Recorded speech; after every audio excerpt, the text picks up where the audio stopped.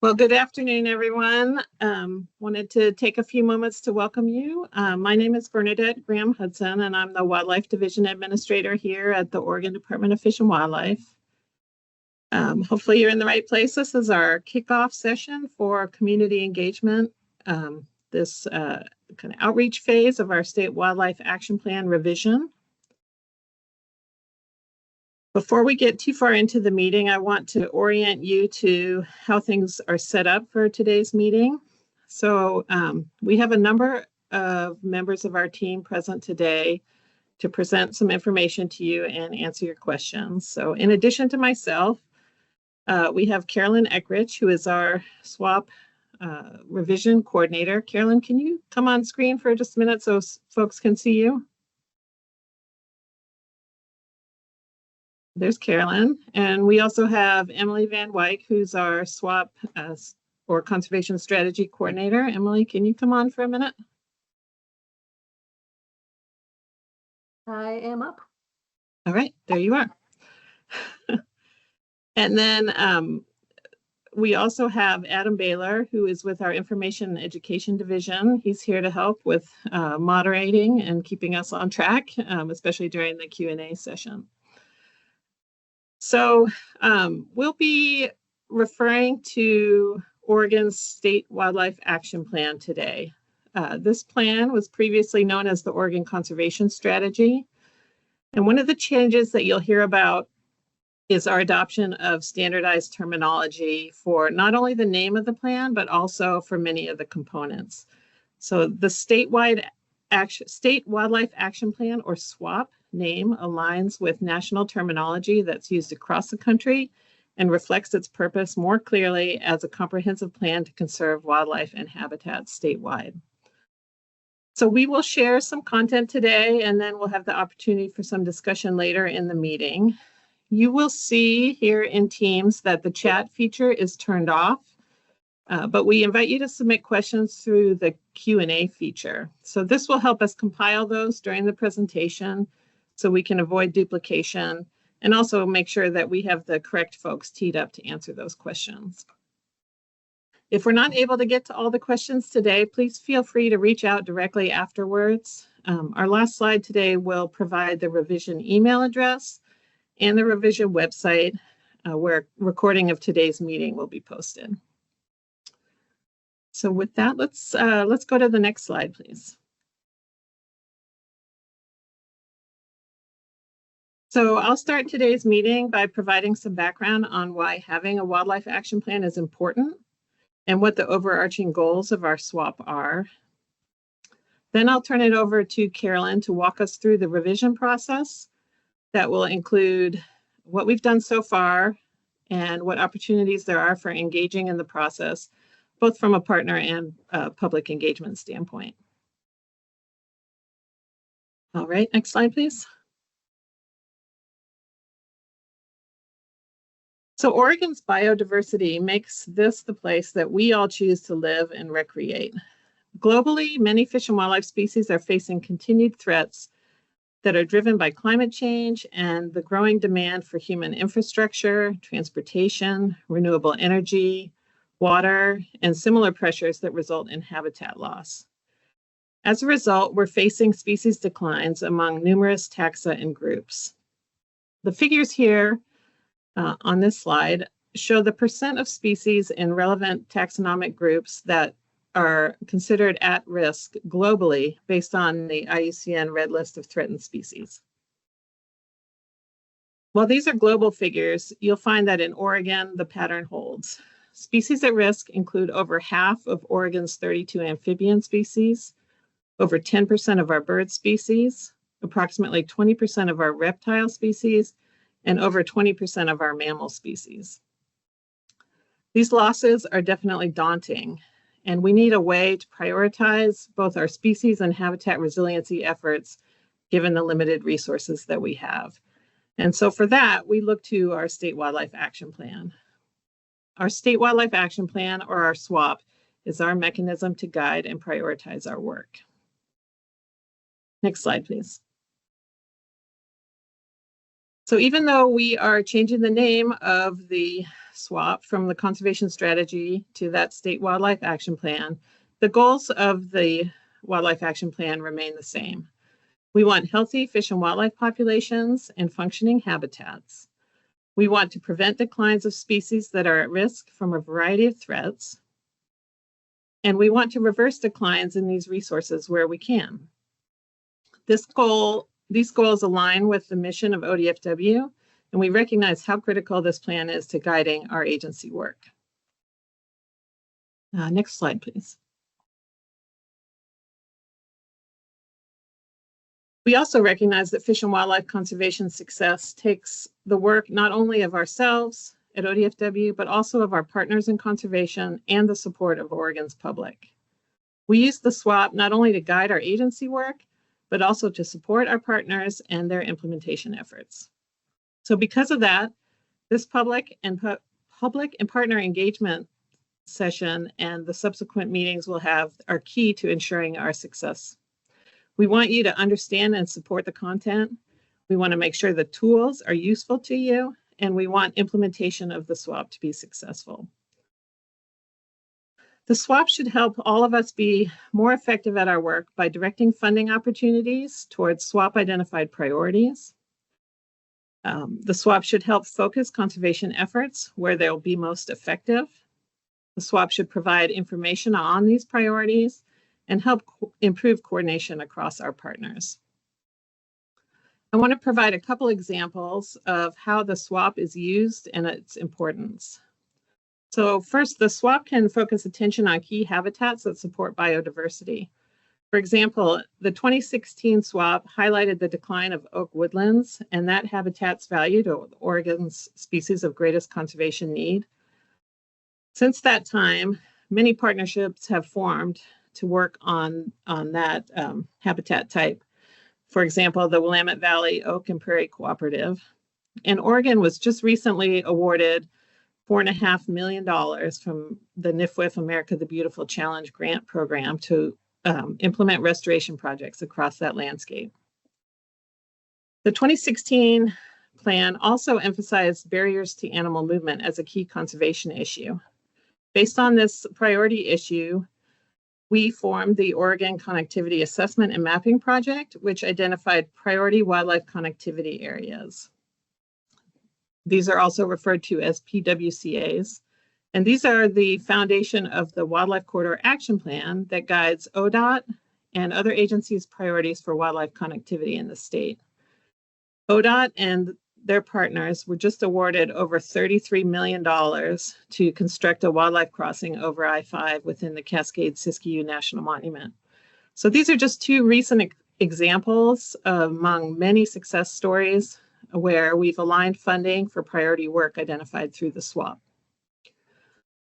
The SWAP is a critical guiding document for ODFW, and its work and priorities span all of the divisions within our agency.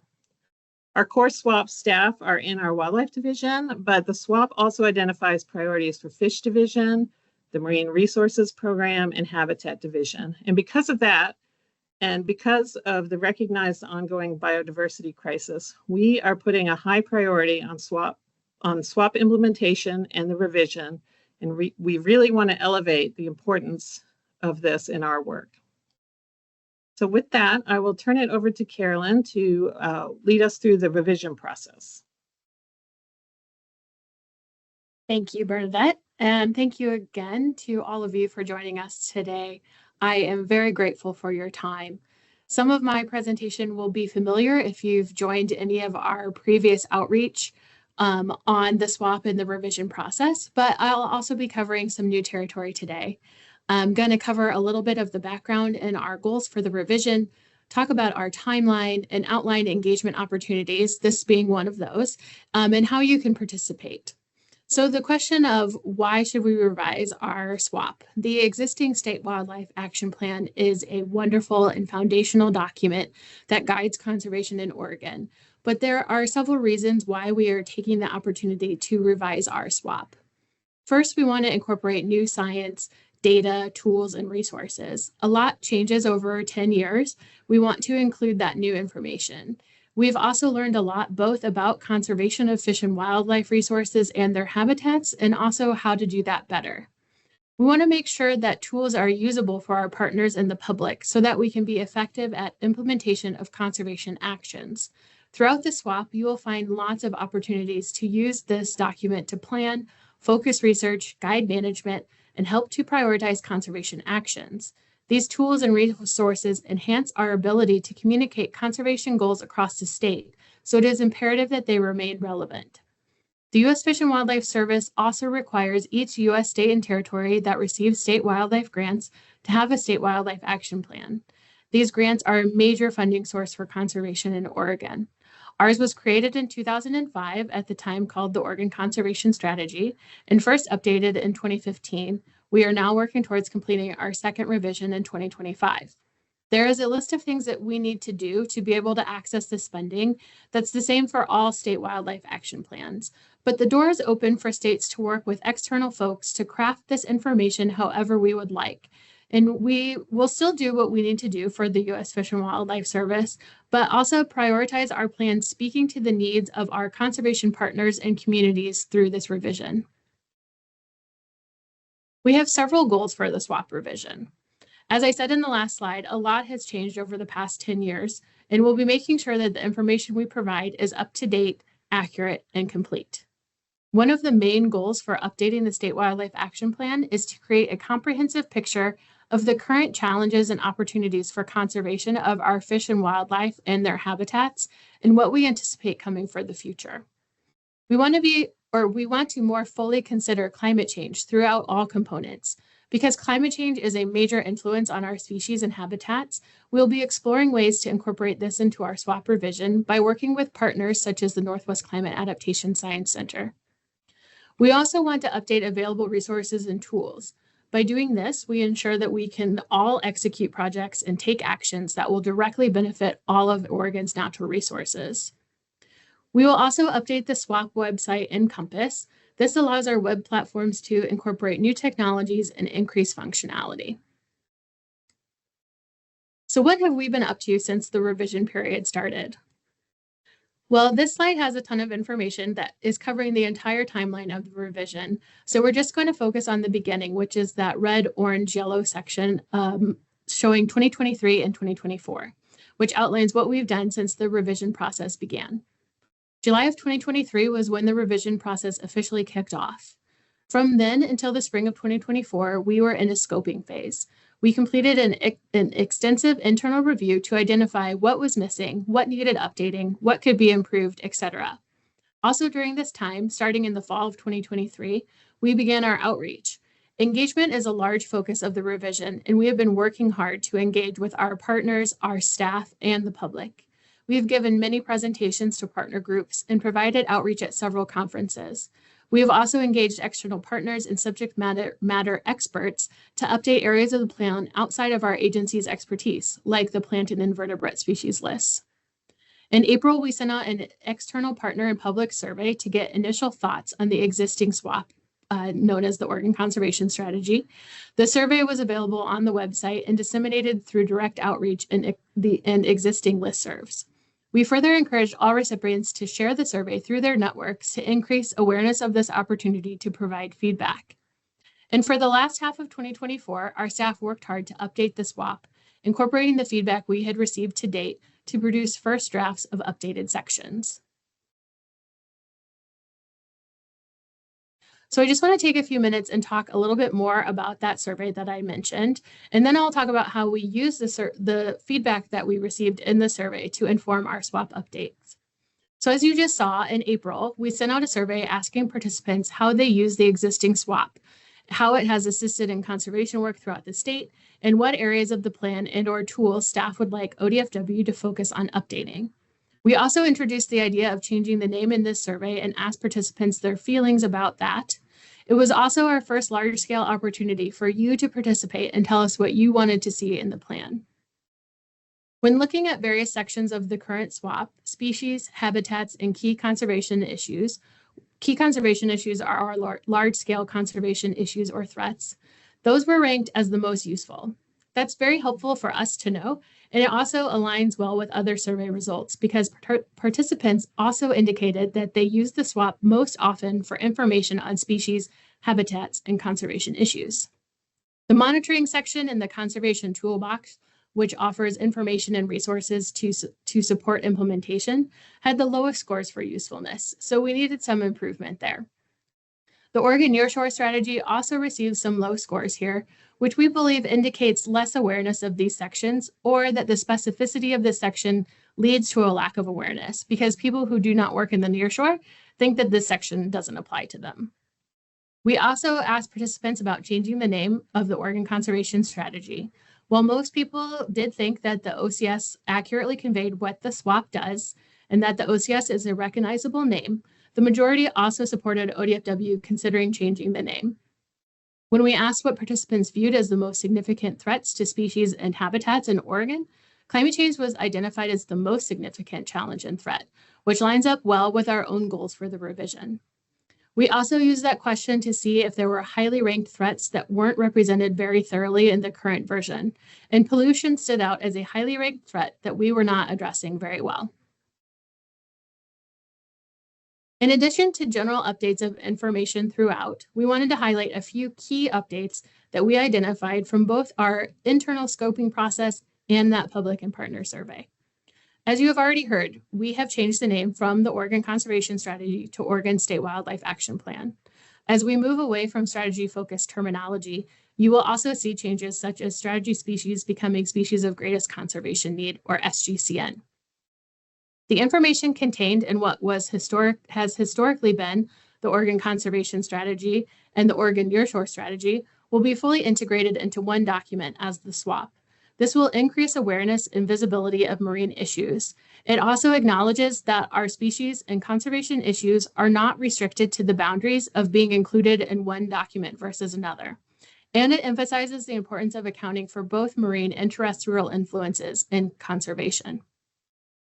As I mentioned, pollution stood out as a highly ranked threat that we were not currently addressing. We have therefore drafted a new key conservation issue that covers this large-scale conservation issue.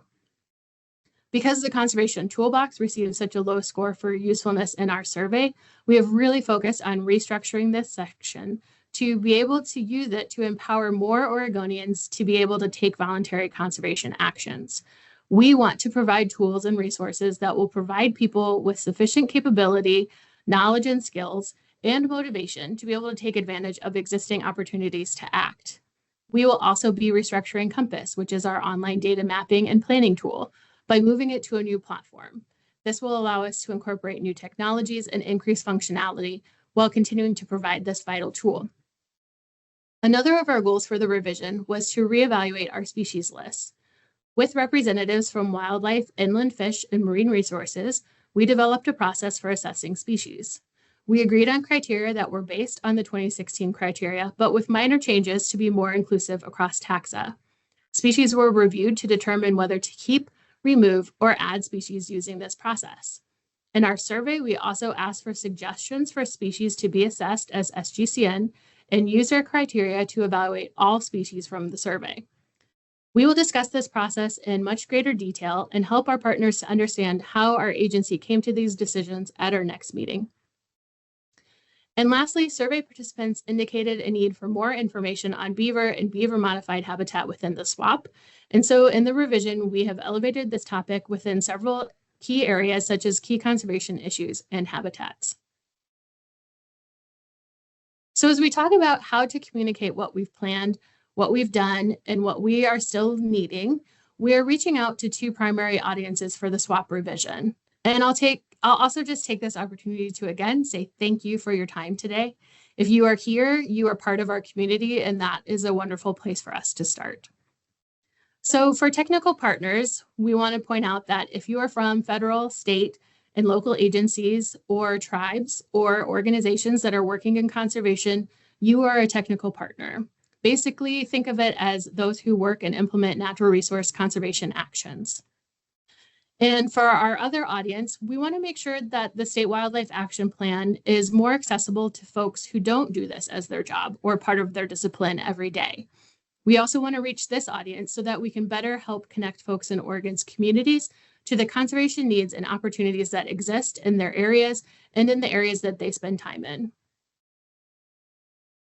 So again, we are looking at the entire timeline of the revision, but now I want to focus on what we have planned for 2025, and that's the section in green. I'm excited that we're going to dive into this a little bit more and let you know where you can help. So we are here on January 6th at our community engagement kickoff meeting. Next week, we have another meeting scheduled for our technical partners where we will outline more fully the technical review process. Following the January 13th meeting and starting in February, we will hold a series of technical review working group sessions. These topic-specific meetings will focus on discussing and reviewing specific sections of the SWAP. Starting in March, we will begin our public-focused outreach and education sessions.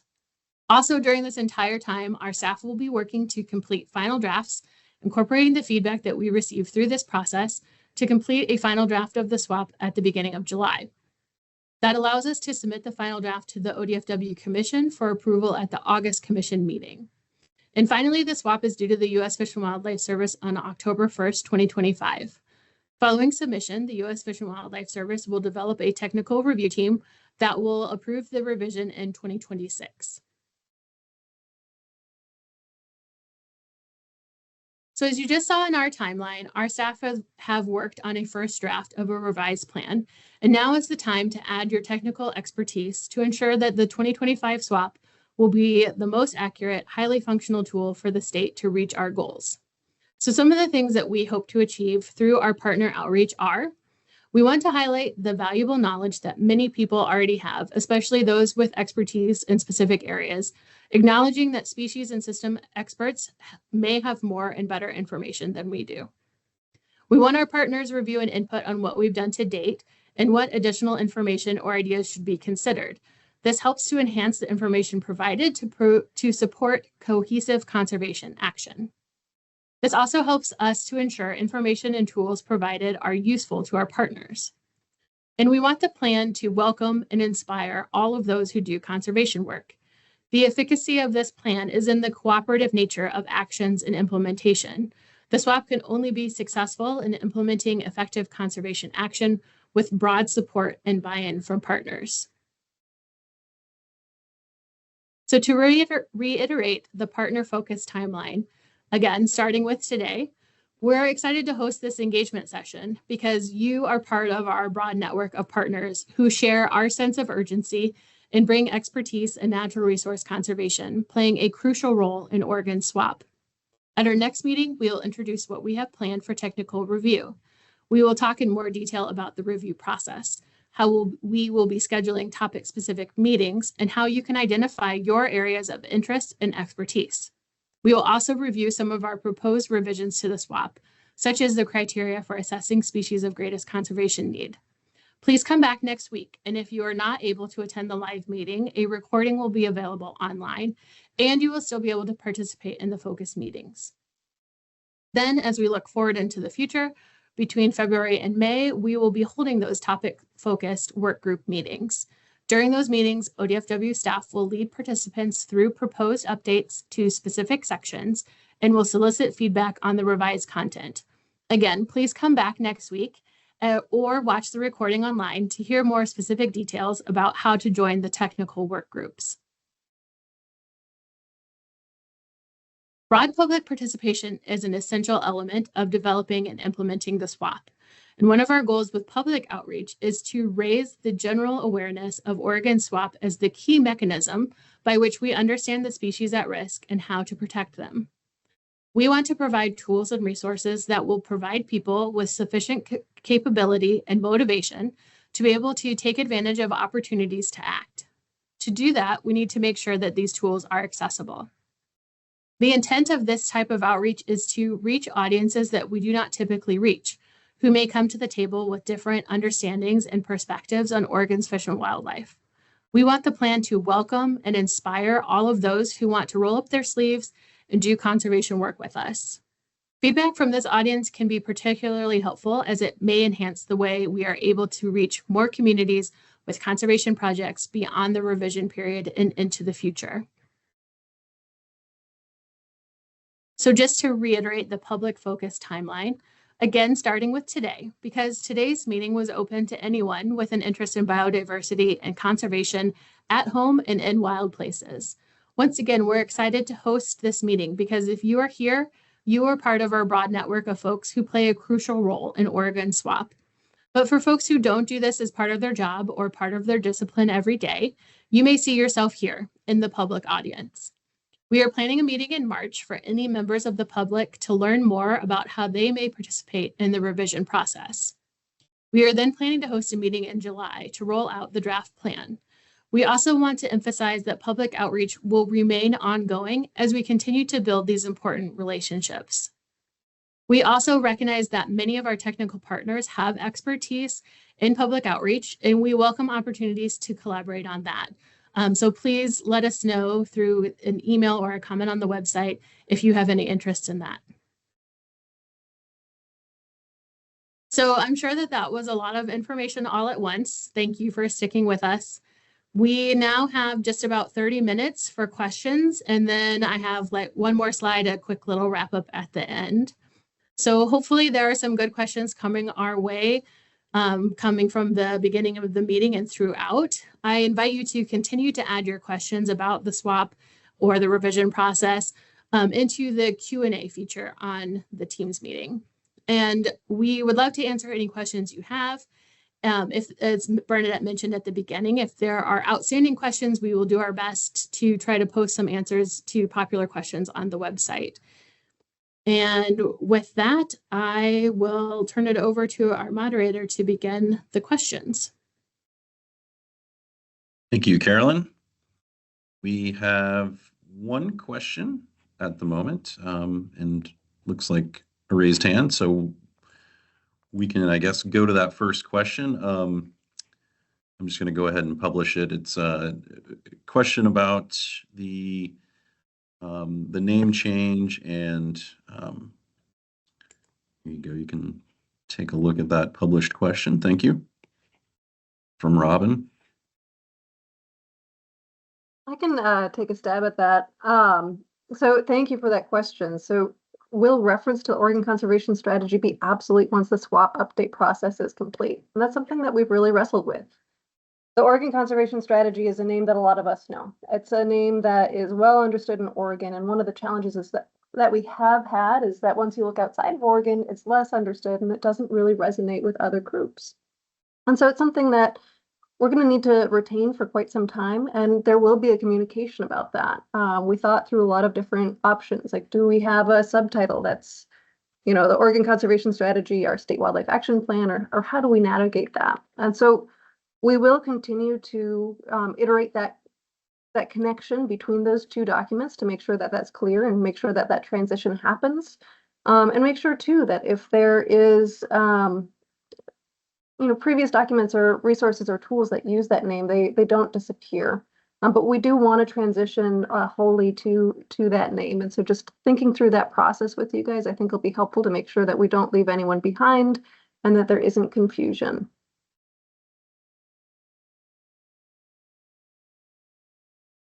Thank you. And we do have a question about the combination of the nearshore strategy and OCS. Would any of our presenters be able to discuss that? And also, Shristi, if you have a question, would you mind using the Q&A feature to post that question? Yeah, I'll take a stab at the nearshore and the OCS. Carolyn, Bernadette, and I talked a little bit in advance, and recognizing that they just talked a bunch, I'm going to try to let them catch their voices back up, but hopefully they'll jump in there if I miss anything. It has been quite a process integrating the nearshore strategy and the OCS, and it's something that we're really excited about because it was really surprising to learn through that survey that folks weren't familiar with the nearshore strategy. And part of that's because in some ways, you know, it is a niche group. They're on the coast, but we want to make sure that it's clear that that is part of what we do as an agency and make sure that that's really clearly communicated. And part of it too is where it was at the website. And so hopefully with this integration, we'll be able to elevate the nearshore strategy. We'll be able to provide that information to a broader audience. We think it's The information in previous iterations of the Oregon Nearshore Strategy were really, really well done and really great resources, and just making sure that those are, again, elevated and communicated to that broader audience through that integration. So I think there were some redundancies, but in some ways, as we started that integration, that was really helpful. There were places in the Nearshore Strategy that the conservation strategy didn't address well. The Nearshore Strategy talked more about pollution than we did in the conservation strategy. And we were able to take some of that language and move forward with it. And so there are some redundancies, there's shared challenges, but that's part of the reason too that we wanted to make sure that those were integrated.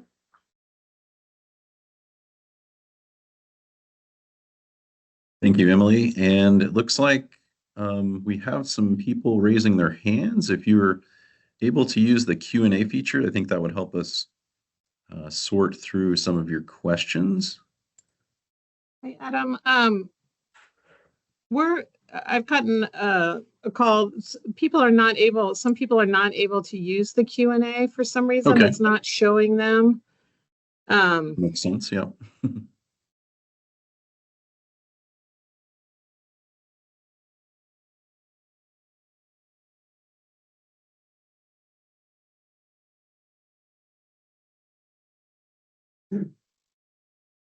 I think maybe we could go ahead and call on folks. I'm not sure how to troubleshoot this in real time, so. Okay. Yeah, let's see here. Mr. Engelmeyer has a question, and I think your mic is on, or you'll have to unmute yourself.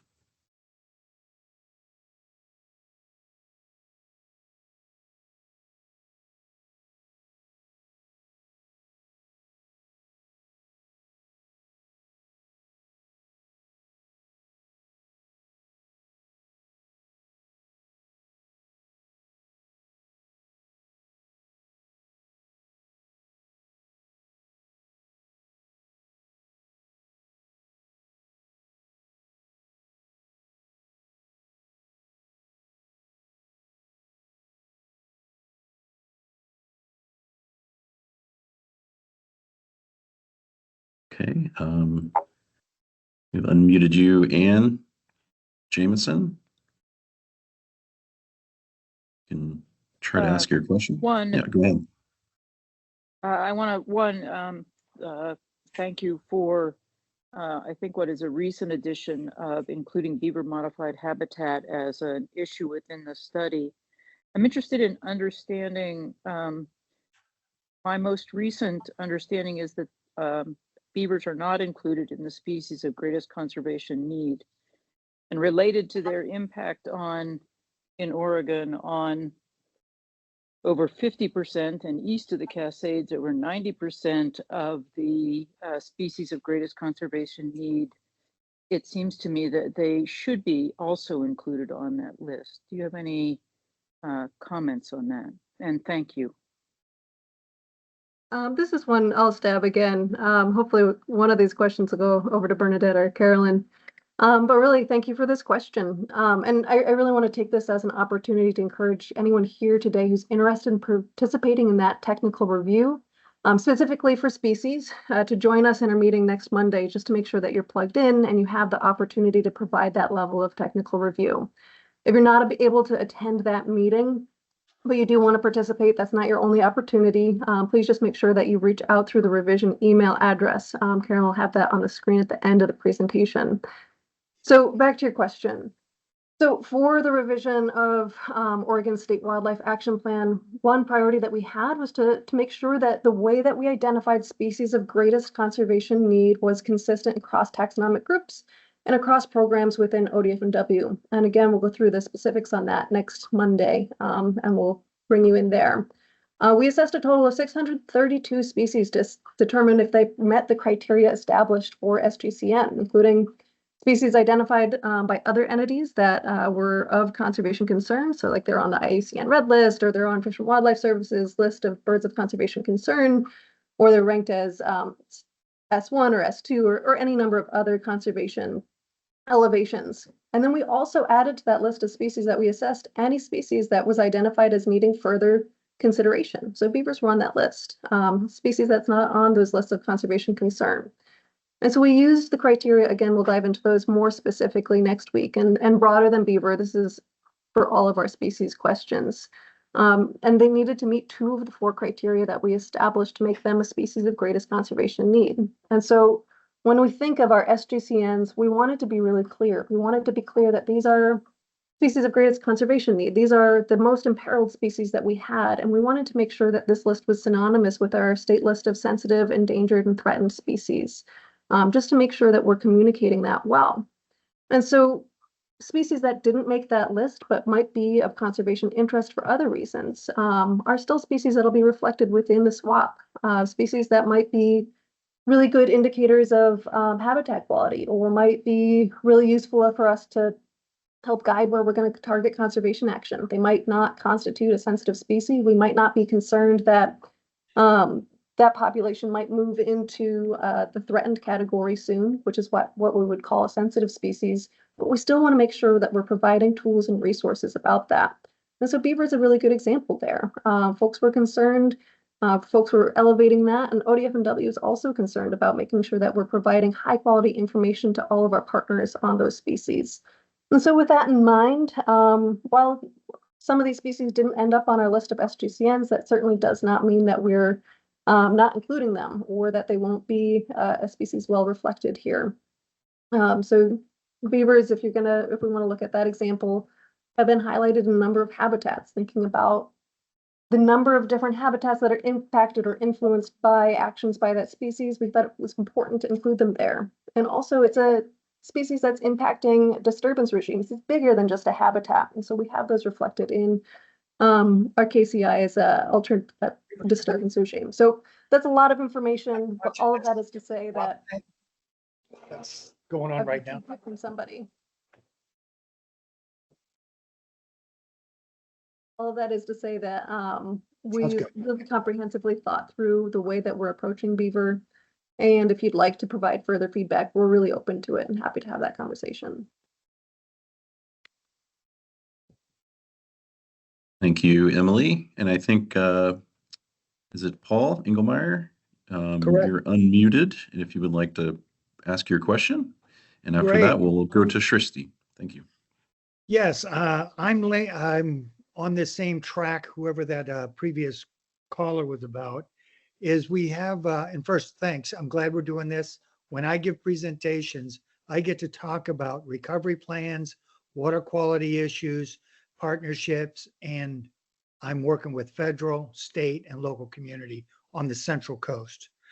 And I manage land for Bird Alliance, Oregon, used to be 10 Mile Creek Sanctuary.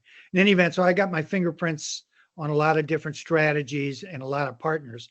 And surprise, surprise, whoever that last caller was, you've got this one species, the beaver, that is linked to all of those efforts, okay? And so to me, that's like a perfect example of how do we navigate this and make sure that we have robust populations of this, what we describe as a keystone species. And we've somehow dropped that phrase, but I still like it. A lot of folks get it, understand that one. I'd like to maybe talk about that a little bit. And it's linked to the natural climate solutions. It's linked to so many things. So beaver is a good litmus test, and we will talk about that more, but I wanted to put that on everyone's screen.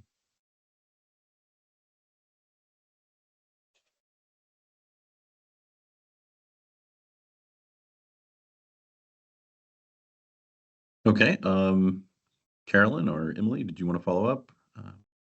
I think Or Bernadette, if please. Bernadette was interested. I was just going to say, I think in light of the number of questions that we have, we want to make sure that this doesn't turn into a discussion, because we have opportunities coming up for that. I really love the enthusiasm and just wanting to make sure that you get tied into that technical review so we can take advantage of that.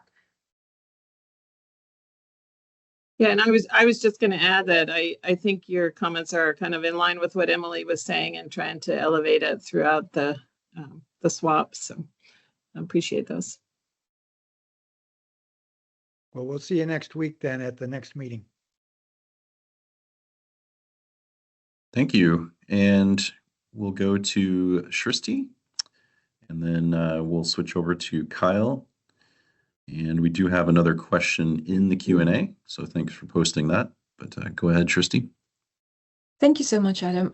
So my question is more along the lines of how feedback is being incorporated so far and how the technical review feedback will be incorporated as when you collect that information. I know that you're working off a draft right now, so just we would like a little more clarity on how the inputs that you receive from these technical groups will feed into that draft and how the technical review have received over the, not technical review, but just a survey form, basically.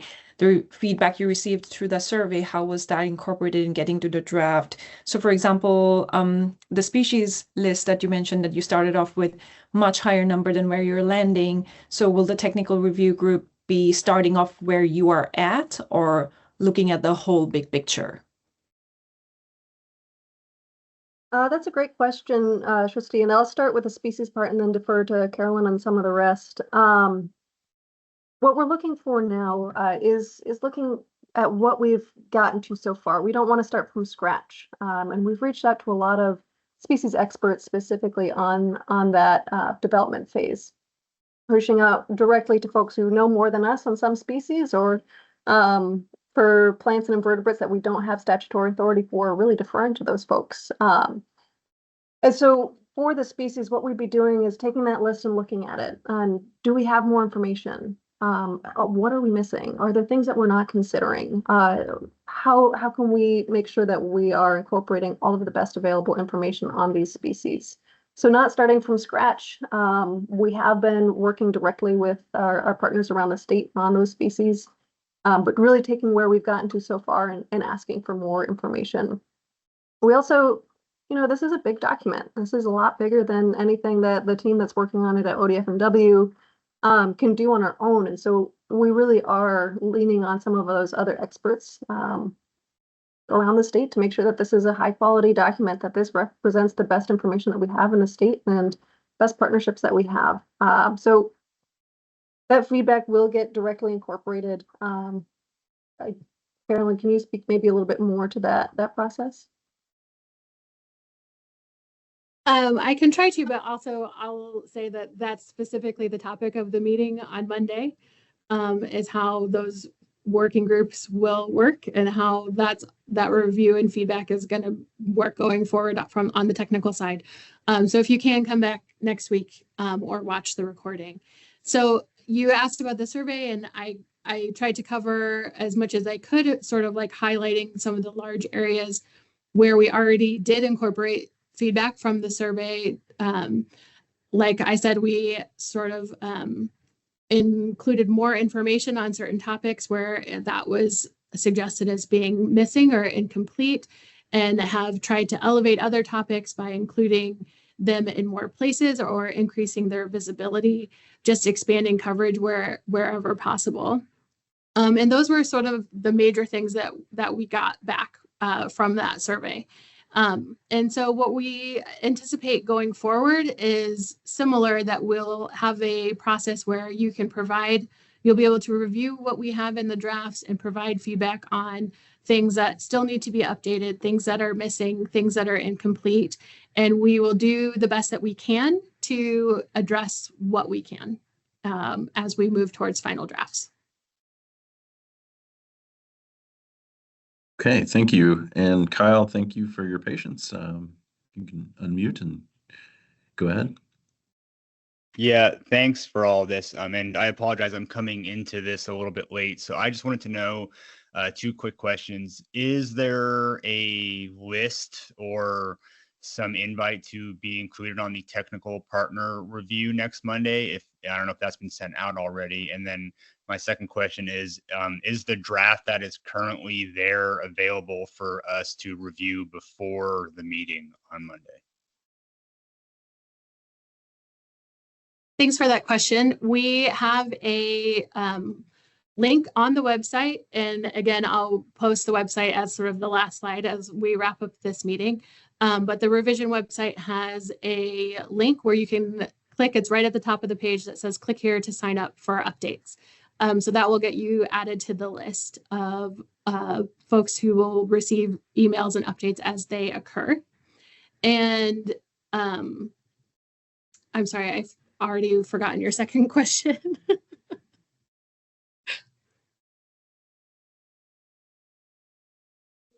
Yeah, He it was asked, just, is sorry. the draft that is being worked on available for review before the meeting on Monday? Thank you for the reminder. We will not be releasing a draft before the meeting on Monday. We anticipate releasing some information after the meeting on Monday. We want to use the meeting on Monday to sort of set the stage and add some more context to things, but they will start to be released soon. Thank you. Thanks for your question. We've got some other ones lined up. We just published one in the Q&A. I don't know if the team, any of the team members are able to speak to that.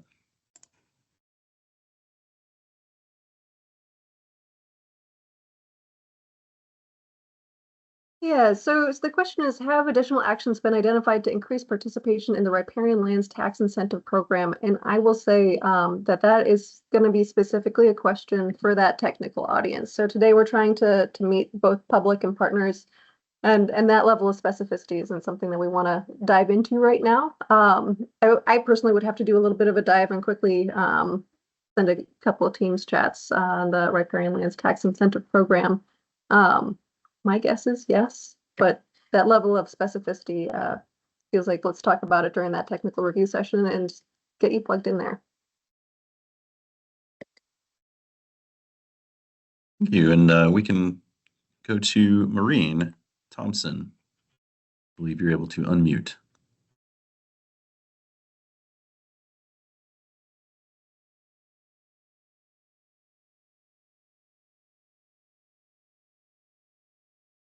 Well, we may be having trouble hearing you.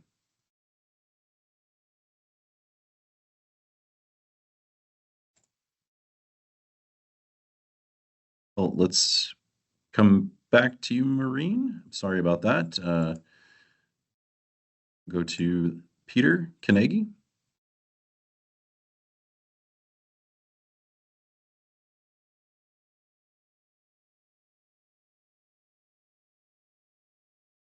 You'll have to unmute as well, Peter.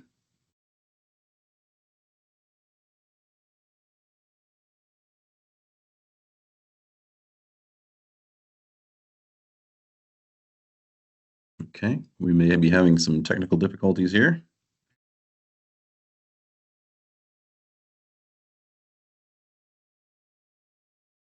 Let's head to Sally. Maybe we can get your mic going from Think Wild.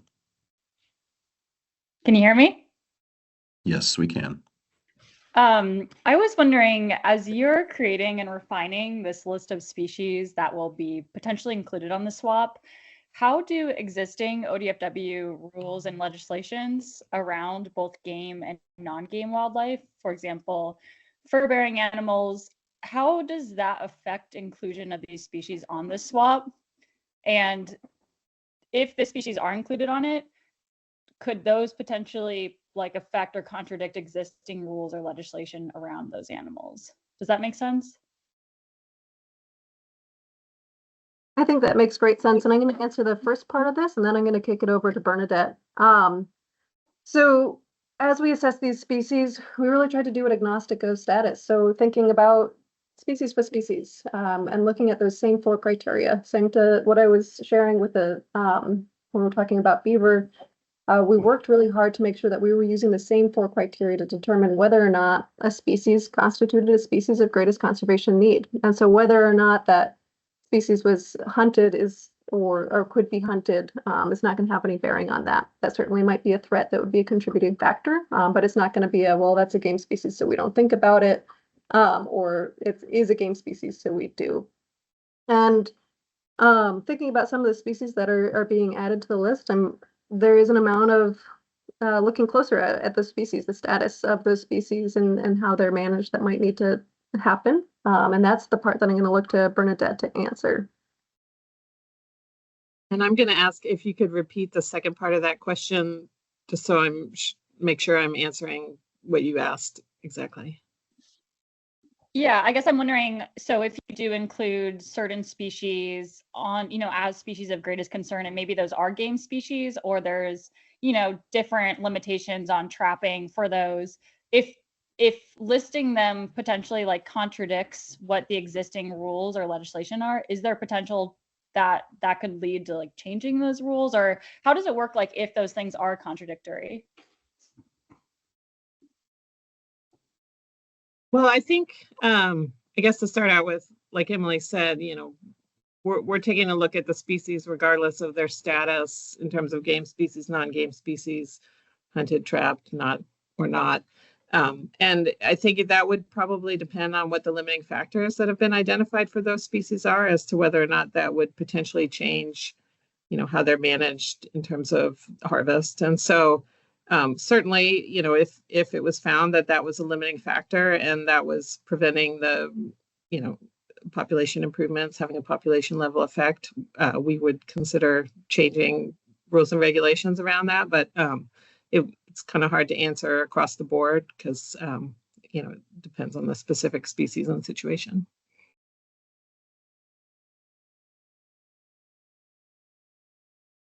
Thank you. And let's go back to Maureen, if you're able to unmute this time. Something must be going wrong with your mic. I'm sorry. If you're able to access the Q&A, please do so, or you can email the team directly with your question.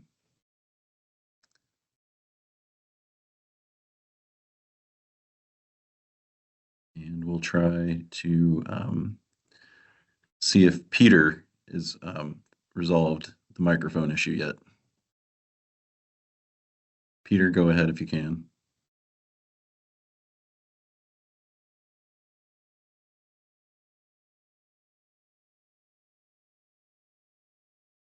Well, okay, let's turn to another question in the Q&A. This one specific to some plant species. Any of the team members are able to answer that?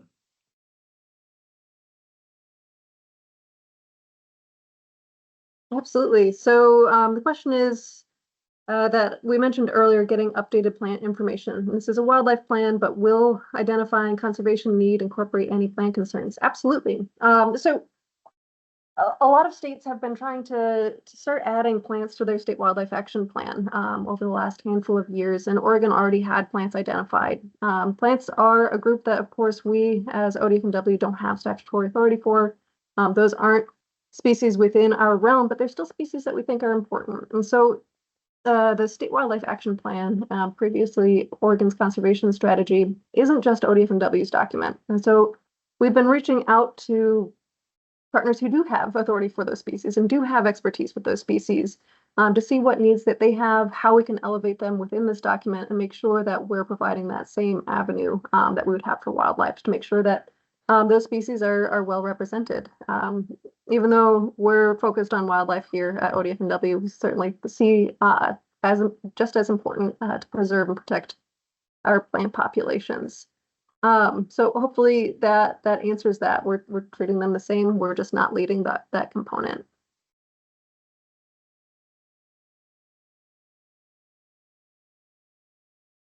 Okay, thank you. Anything else to follow up, Bernadette, Carolyn? We don't have any questions currently in the Q&A, but maybe we could ask for one.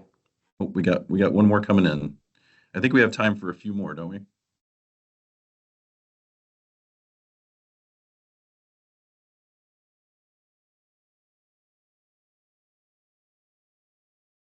Okay, Garrett, Jordan, we just unmuted you. If you can go ahead.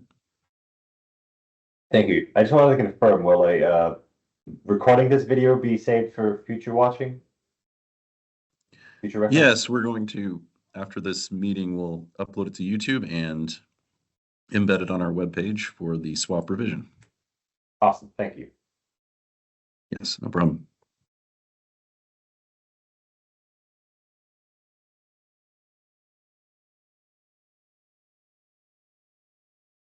And the last slide we're going to show does have the website where it will be, where the recording will be posted, but I also put the website in the Q&A. So hopefully some of you folks at least can see that. I know folks are having trouble with the Q&A. Hopefully it shows up for some of you.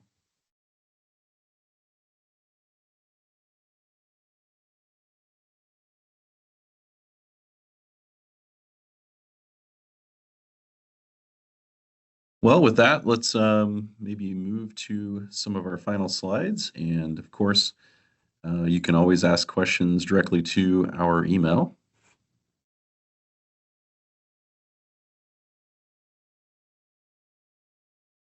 Okay, let me get back to our last couple of slides here. Just hang with us for just a few more minutes. So our next steps, for those who are interested in participating as a technical partner, please come back next week. And if you are not able to attend the live meeting, a recording will also be available online, and you will still be able to participate in the focus meetings going forward. As future topic-specific meetings are scheduled, they will be posted on the revision website. For those of you who want to participate as a member of the public audience, please look out for more information on the March meeting. We will be posting updates on the website through listservs and other media outlets as possible. We would also like to encourage you to share these opportunities with your peer network, your colleagues, your neighbors, anyone who you think might be interested, because we are welcoming everyone who wants to participate. And for providing feedback, we do have an always open public comment form on the website. We have an email inbox that is specifically for the revision, and the website and the email are on the next slide, the last slide. And you, as I mentioned before, you can also sign up to receive email alerts on our website. And having it all come to one place, really, that's to help me organize everything, because that's coming in for all the different parts of the plan, and get that information to places in our agency to be able to consider it. And because there may be a lot of interest over the next few months, please understand that I may not be able to respond to all of your questions right away, but I will do my very best to get to everything. So thank you again for your time, and I really appreciate everyone's engagement and their patience as we work through some technical issues, figuring out the Q&A and how to get participation. And I hope that you will stay engaged with us, and that we will see you at the next meeting. And so with that, here is the website, ocs.revision. Oh, sorry, that's the email, ocs.revision@odfw.oregon.gov. And then our swap revision website underneath. I do want to note that the website address did change. It used to refer to the OCS revision. That old website also still works. It redirects to this website. So if you have already bookmarked that old page, you're still okay. And thank you again, and we hope to see you again soon.